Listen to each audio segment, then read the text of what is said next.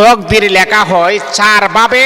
তকদিরটা লেখা হয় আমাদের নসিবে কি আছে না আছে, আল্লাহ পাক রব্বুল আলামিন এই নসিবটা, এই তকদিরটা লেখা হয় চার নিয়মে, চার ভাবে তকদিরটা লেখা হয়।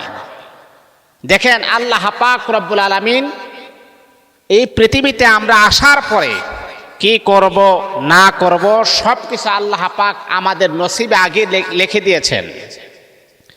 কিন্তু হ্যাঁ, বান্দার হাতে আমার আল্লাহ এমন কিছু শক্তি আমার আল্লাহ দিয়েছেন, এমন কিছু ক্ষমতা আল্লাহ পাক রব্বুল আলামিন বান্দার হাতে আমার আল্লাহ দিয়েছেন।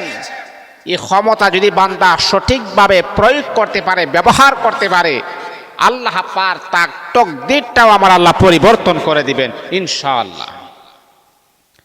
তাহলে এই তকদিরটা লেখা হয়েছে চার নিয়মে, চার ভাবে তকদির লেখা হয়েছে। এক নাম্বার হচ্ছে আসমান আর জমিন সৃষ্টি করার 50,000 বছর পূর্বে, 50,000 বছর আগে আমার আল্লাহ এই তকদির আমাদের জন্য লিখে দিয়েছেন। এই আসমান এই জমিন সৃষ্টি করার 50,000 বছর আগে তকদির লেখা হয়েছে। এটা হচ্ছে প্রথম দফায়, প্রথম স্টেপে। দ্বিতীয় নাম্বার স্টেপে তকদির লেখা হয়েছে যখন কোনো আদম সন্তান মায়ের পেটে যখন আসে, বাবা মার বৈধ মিলনের মাধ্যমে যে সন্তানটা মায়ের পেটে আসে, আদম সন্তান, যখন 4 মাস 10 দিন হয়, তখন আল্লাহ পাক রব্বুল আলামিন তার তকদির আবার লেখা শুরু করেন। এটা হচ্ছে দ্বিতীয় দফায়। প্রথম দফাটা কি?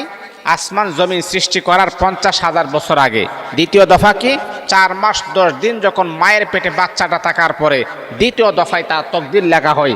আর 3 নাম্বার হচ্ছে যখন লাইলাতুল কদর আসে। লাইলাতুল কদর আল্লাহ পাক রব্বুল আলামিন এই মহামান্বিত সম্মানিত রাতে আমার আল্লাহ তকদির লিপিবদ্ধ করেন। হে বান্দা, আল্লাহ বলেন বান্দারে, তোমার হাতে আমি আল্লাহ এত ক্ষমতা দিয়েছি, তোমার হাতে আমি আল্লাহ এত পাওয়ারফুল শক্তি দান করেছি। যদি বান্দা এই পাওয়ারফুল শক্তিটা তুমি সুন্দরভাবে কাজে লাগাইতে পারো, আমি আল্লাহ তোমার যদি তাকে তকদিরে জাহান্নাম, কিন্তু তুমি এমনভাবে আমি আল্লাহ পাকের কাছে প্রার্থনা করেছো, আমি আল্লাহ জাহান্নাম থেকে তোমার নামটাকে খাইটা জান্নাতি বানায় দিব। আল্লাহু আকবার, আল্লাহু আকবার। قال النبي صلى الله عليه وسلم من بكى من خشية الله حرم الله على النار। বান্দার চোখের পানির দাম আল্লাহ পাক রব্বুল আলামিনের কাছে এতটাই দামি, আল্লাহ পাক রব্বুল আলামিনের কাছে এতটাই পাওয়ারফুল, শক্তিশালী।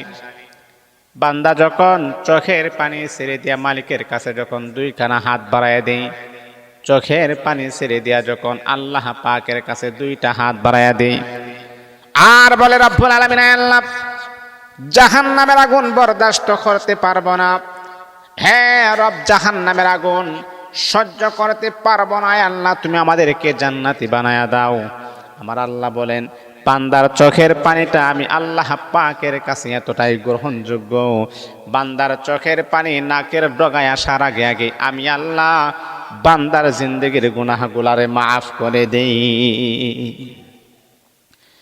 এই জন্য তকদির পরিবর্তন হয় বান্দার চোখের পানির মাধ্যমে।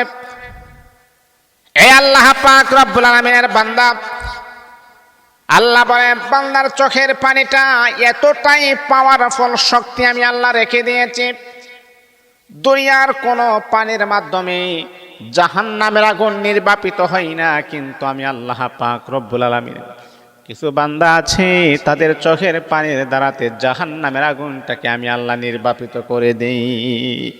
ও বান্দা, এই জন্য আপনি মনে করতেছেন তকদিরে যা আছে তা হবে না, এটা আপনার ভুল ধারণা। তকদিরও পরিবর্তন হয় বান্দার চোখের পানির মাধ্যমে।